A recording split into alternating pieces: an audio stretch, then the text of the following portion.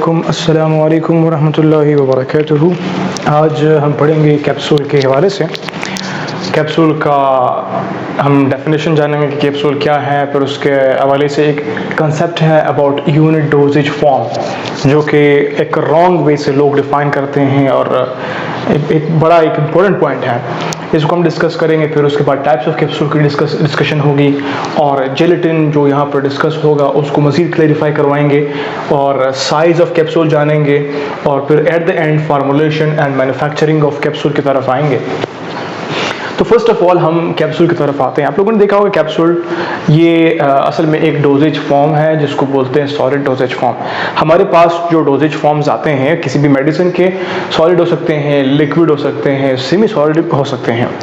तो यहाँ पर जो हम बात कर रहे हैं वो कैप्सूल की बात कर रहे हैं और कैप्सूल सॉलिड डोजेज फॉर्म में से एक फॉर्म है। इससे पहले हम टैबलेट डिस्कस कर चुके हैं। तो अभी कैप्सूल जो है वो तो डोजेज फॉर्म हमें पता चल गया कि ये एक सॉलिड डोजेज फॉर्म है। इसके हवाले से ये बात भी आप लोगों ने सुनी होगी कि it is unit dosages form, और एक और बात भी है कि बल्क भी एक डोजेज फॉर्म होता है। तो अभी यूनिट डोजेज फॉर्म जो है वो स्पेसिफिक है कैप्सूल के लिए, और जो बल्क में होते हैं वो कौन से होते हैं, वो कुछ और से होते हैं। फर्स्ट ऑफ ऑल आप लोग यूनिट डोजेज फॉर्म को समझो, फिर उसके बाद बल्क की तरफ भी आप लोग समझ जाओगे। मैं आऊँगा उस तरफ तो आप लोग फिर समझ जाओगे यूनिट डोजेज फॉर्म क्या होता है।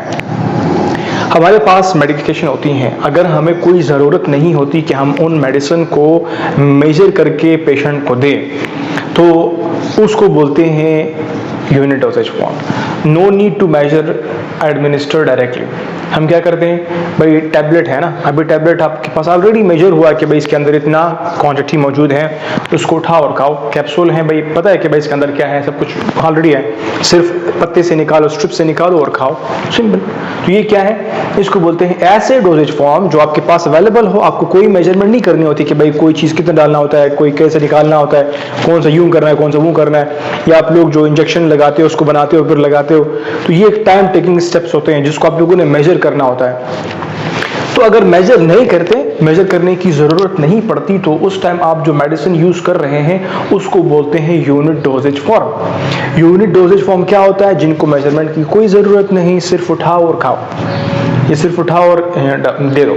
इसमें हमारे पास टैबलेट्स हैं, कैप्सूल्स हैं, पाउडर्स हैं, ट्रांसडर्मल पैचेस हैं, इवन हमारे पास कुछ ऑलरेडी प्री फिल्ड सिरिंजेस होते हैं जो कि किसी और ने मेजर करके रखे होते हैं, तो वो फिर हम उठा करके लगाते हैं। ऑन द स्पॉट आपके पास अवेलेबल है, कोई मेजरमेंट आप नहीं करते, बस उठाते खाते उठाते लगाते हैं।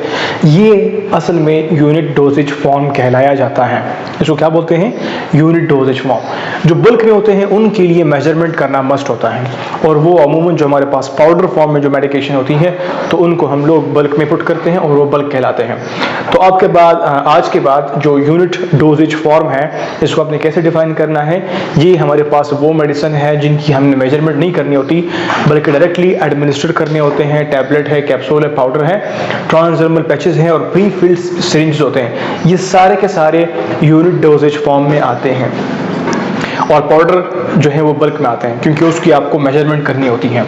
एंड ETC कुछ और भी एग्जांपल्स हैं, तो यहाँ पर स्पेसिफिक और सिंपल करके मैंने ये दो लिखे हुए हैं। फिर उसके बाद हम आते हैं towards the types of the capsules. हमारे पास कितने टाइप्स है कैप्सूल के, सिंपल हमारे पास कैप्सूल जो है जनरली दो कैटेगरीज में उसको डिवाइड करते हैं, सॉफ्ट और हार्ड। सॉफ्ट और हार्ड क्या है कि फीलिंग्स, जब हम लोग उसको फील करते हैं तो हमें कुछ सॉफ्ट नजर आते हैं और कुछ हार्ड नजर आते हैं, फील होते हैं। सॉफ्ट जो होते हैं वो सॉफ्ट जेलेटिन से बने होते हैं, हार्ड जो होते हैं वो हार्ड जेलेटिन से बने होते हैं। और सॉफ्ट जो जेलेटिन से बने जो होते हैं वो साथ में उनके पास ग्लिसरीन और सार्बिटॉल भी होता है जो उसको मजीद सॉफ्ट करके करता है, और ये बिल्कुल एक ही उसमें आता है, फॉर्म में आता है। मतलब इसका कोई आप इसको ओपन क्लोज नहीं कर सकते, ये एक सील्ड फॉर्म में होते हैं ये कैप्सूल। और आप लोगों ने सुना होगा जो विटामिन ई कैप्सूल है, EVON के नाम से शायद देखा होगा, वैसे भी पूछ लें तो विटामिन ई के वाले वो कैप्सूल जो है वो असल में उनको कहते हैं सॉफ्ट जेलेटिन कैप्सूल। और कुछ हमारे पास कैप्सूल जो आप खोल सकते हो जिसके दो पार्ट्स बनते हैं आपको, उनको एक को बोलते हैं हेड, दूसरे को बोलते हैं बॉडी। ये इसको बोलते हैं हार्ड जेलेटिन कैप्सूल, और ये हार्ड जेलेटिन से बने होते हैं। और इनमें हम लोग पाउडर, ग्रेन्यूल्स और इंक्लूड करते हैं। पाउडर हो या फिर ग्रेन्यूल्स फॉर्म में हमारे पास जो मेडिकेशन हो उसको हम इसमें इंक्लूड करते हैं, बंद करते हैं, जिसके पास हेड और बॉडी होती है। और जब वहां तक हम बात करते हैं सॉफ्ट जेलेटिन की, इनमें हम लोग लिक्विड प्रिपरेशंस को इंक्लूड करते हैं। तो कैप्सूल हमारे पास दो किस्म के हो गए। फॉर लिक्विड प्रिपरेशंस एक टाइप का कैप्सूल है, and for solid type of preparations अलग कैप्सूल होते हैं, और जिनके दो पार्ट्स होते हैं। लिक्विड के लिए सिर्फ एक कैप्सूल और उन लिक्विड को इंक्लूड करता है। जो सॉलिड होते हैं उनके ये दो हिस्से होते हैं, एक होता है हेड, एक होता है बॉडी। इन दोनों के डिफरेंट पार्ट्स होते हैं। तो दो पार्ट्स पर मुश्तमिल, एक पार्ट पर मुश्तमिल। तो ये सॉफ्ट कैप्सूल किसके लिए होता है? लिक्विड प्रिपरेशंस के लिए। और हार्ड कैप्सूल जो है वो पाउडर या फिर ग्रेन्यूल्स के प्रिपरेशंस के लिए हम लोग इस्तेमाल करते हैं। मतलब अगर हमारे पास मेडिकेशन पाउडर फॉर्म में हो या फिर ग्रेन्यूल फॉर्म में हो, उनको इंक्लूड करने के लिए हम लोग हार्ड कैप्सूल यूज करते हैं।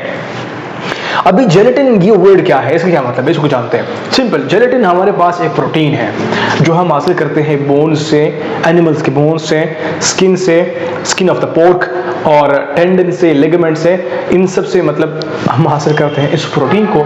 और इस प्रोटीन को फिर हम लोग शेप करते हैं, इस तरह हम बनाते हैं। अगर हमें सॉफ्ट करना होता है, हम ग्लिसरीन और सॉर्बिटोल ऐड कर देते हैं तो सॉफ्ट कैप्सूल बन जाता है।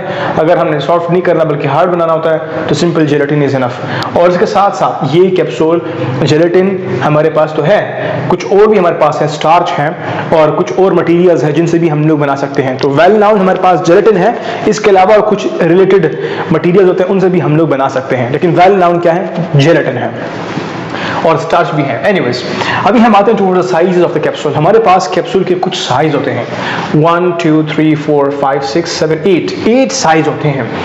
000 एक कैप्सूल है, 00 0 1 2 3 4 5 0 जो है लार्जेस्ट है, 00 तो उससे फिर कम है। आते आते 5 नंबर जो है, इवन हमारे पास 5 नंबर तो लार्जेस्ट है, लेकिन जो कैप्सूल होंगे उनको हम कहेंगे भाई स्मॉलेस्ट कैप्सूल्स।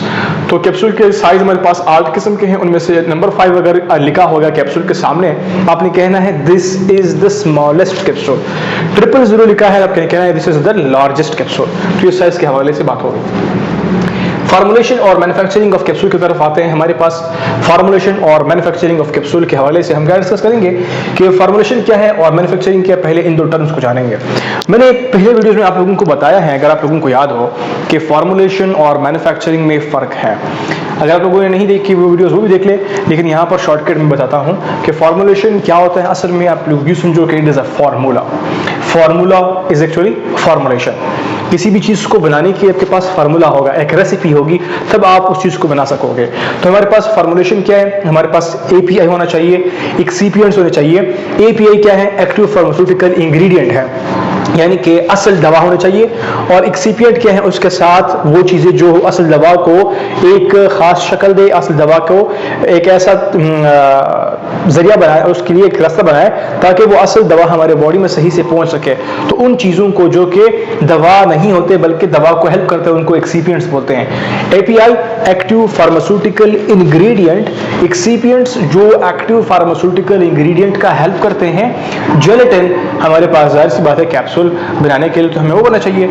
अगर हमने सॉफ्ट कैप्सूल बनाने हैं तो हमारे पास सॉफ्ट जेलेटिन होना चाहिए, और अगर हमें हार्ड बनाना होता है तो हमारे पास हार्ड जेलेटिन की कैप्सूल होनी चाहिए। तो इस सब हमारे पास के ये फॉर्मूलेशन है। अभी इन फॉर्मूलेशन को और साथ में गाइडलाइंस को दे करके हम लोग क्या करते हैं? कैप्सूल बनाना स्टार्ट कर लेते हैं। तो हम क्या करते हैं? हमारा अपना जो ड्रग है उसको हम वेट करते हैं, और फिर जो एक्सिपिएंट्स है उसको भी उठाते हैं। तो इन सब को मिक्स करके वेट करके फिर हार्ड कैप्सूल अगर हमने बनाना होता है तो फिर अगर ग्रेन्यूल्स बनाएंगे, फिर पाउडर बनाएंगे।